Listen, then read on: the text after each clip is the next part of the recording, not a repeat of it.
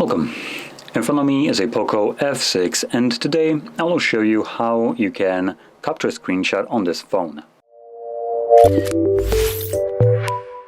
So to get started, you'll want to open up content that you wish to capture. I'll be using home screen as an example for this, so it's already open and visible on my screen. Once that is the case for you, all you need to do is hold your power button and the volume down at the same time. You'll have this flash along with the pop-up. Now the first time around you'll have a bit of a guide letting you know that you can capture a scrollable screenshot or share it right here. Now if you tap anywhere on the screen, this message will disappear and never show up again, but the pop-up will show up every time you capture a screenshot, and it does disappear on its own after a couple of seconds. Once it disappears, you can find your screenshot in your Photos application.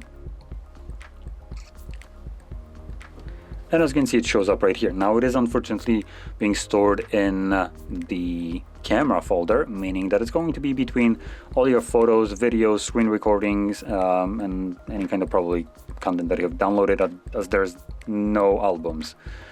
So it might be a bit more annoying to try and find your screenshots down the line. But because I don't have many right now, just click right here, and this is the screenshot that I have captured on the video.